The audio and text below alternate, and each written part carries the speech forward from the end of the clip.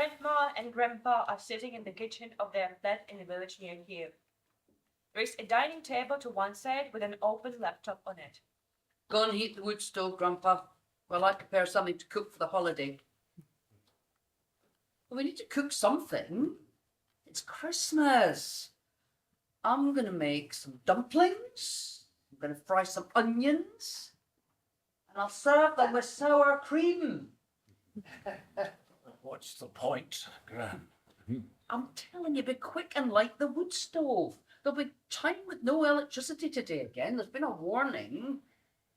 Come on, it's Christmas. At least I'll feed you. You're just skin and bones. Oh, you always come up with something. Keep everyone on their toes. Yes. Don't ruin my holiday mood, you grumpy old man. All right. I'm going. He gets up, puts down the newspaper and lights the stove. Then he stops, looking at the poignant photos on the wall. Meanwhile, Grandma is preparing a meal. You know, Gran, earlier, there was someone to put the wood in the stove for. But now what? You won't even light a candle by the window. Well, I need to replace the window glazing. I've had enough of this camouflage mode.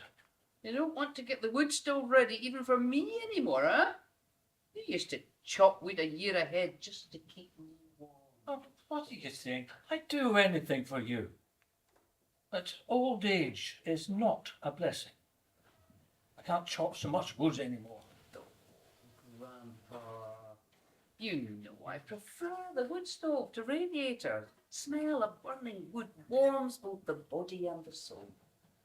As Grandma talks, she puts dumplings in the boiling water. Whether you turn them on or not, we'll still have to pay for them just as before the blackout started. Excuse me, Gran. Pardon me, I'm just getting back my memories. That's why I'm grumpy.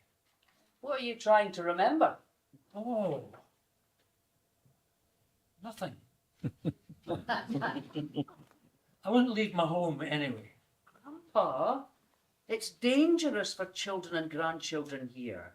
Now, I would prefer them to stay in Poland. Well, they've already started school there. Youngest one speaks Polish as if he was born there. Like sponges absorbing all the knowledge. And also, multiple languages is always useful. I know. But it's not right for children to grow up in a foreign country. Still young. Just in a couple of years, they'll forget who they are, where they come from. Don't worry. Don't forget. Once Epiphany comes, those orcs will freeze to death in the grasslands. We'll have peace, and our kids will come back and they'll become linguists later on. We haven't had peace for centuries. This cold will only freeze my car engine. What are you grumbling about? So what do you mean by centuries? What do I mean? We've lived as products of their empire.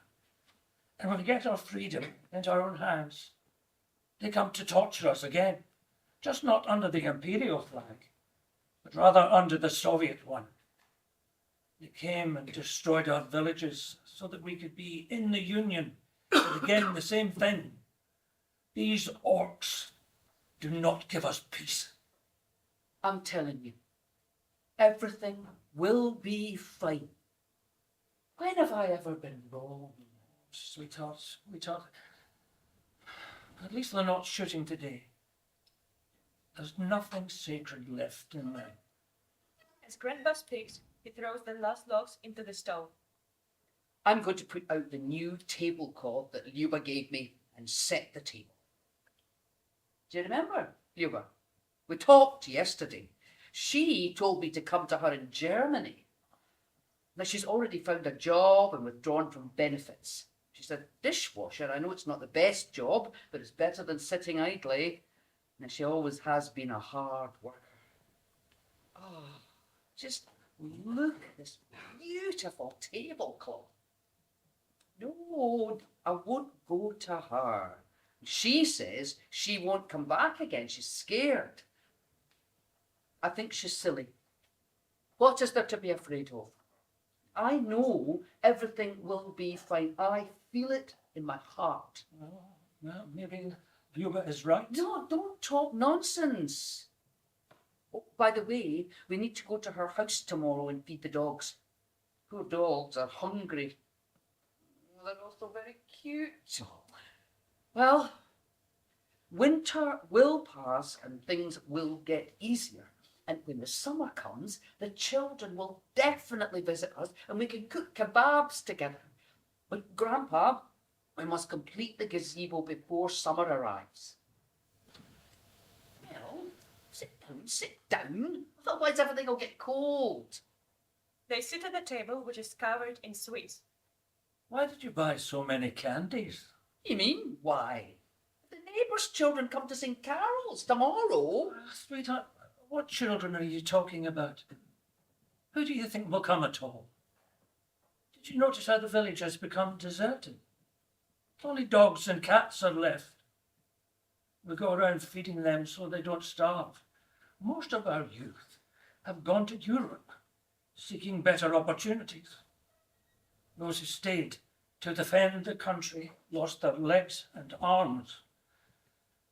It's probably for the best. What can they do here?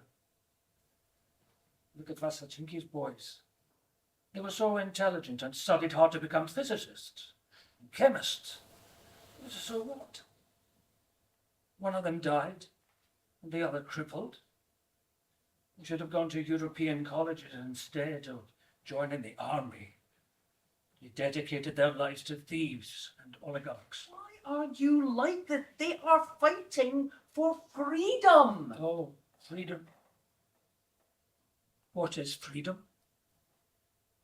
Whatever I say, it's good that our children left. You won't get any education inside bomb shelters. Foreign lands are foreign, but life is more significant. And I don't have any appetite anymore. What sort of celebration is this? We can't even make a phone call. And the lights won't be turned on until tomorrow lunchtime. Who's cooking all this for? Let's just leave it till tomorrow. I'll have it for lunch. It'll get cold. It won't be tasty. It's okay. I won't choke. Doesn't make any sense. I cooked and set the table, and you're leaving me alone for Christmas, and you're going to your bed. Come on, sweetheart. Why are you crying? There's nothing to cry about. Christmas is not celebrated in this country anymore. And it's unlikely to be, ever again. And it's not right to celebrate when there's so many young people suffering in the cold. My only wish is to call the children. He gets up and gives her a kiss. You go to bed too. Don't hope for good news. Grandpa goes up to bed. Grandma remains sitting at the table. Maybe my husband is right. Doesn't seem appropriate to celebrate Christmas while the country's in mourning. Have I become selfish to even consider celebrating while people are dying? What sort of joy can exist in such times? Now, it seems that it's the truth that in old age, everyone becomes selfish and thinks only about themselves. The house is so empty. Now I'll feed the dogs and go to bed. Oh God, forgive my ego. When I remember those happy moments of the past when we all sat with a wood stove and the children ran around and we all shared our happiness, my heart breaks. I thought Christmas would never leave us, even in such difficult times, but now everything's changed. I just want to hear my children's voices, just for a moment. Suddenly, the laptop lights up and a Skype call rings out, and we hear children's voices calling, "Grandma! Grandma! Merry Christmas, Grandpa! And a woman's voice saying, Merry Christmas, Mom. My dear children, how were you able to even call me this Christmas? Oh, Merry Christmas to you! Grandma! Where's Grandpa?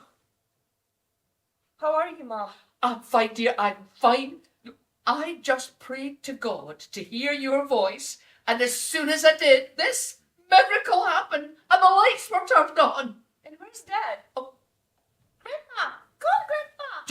Just a moment. Grandpa, come here quickly. The children have called. Grandpa calls from the bedroom. No way! Hurry up. I'm coming! Grandpa dashes into the room. My dear grandchildren, I'm here! Just as he reaches the laptop, the light goes out, and the call is disconnected.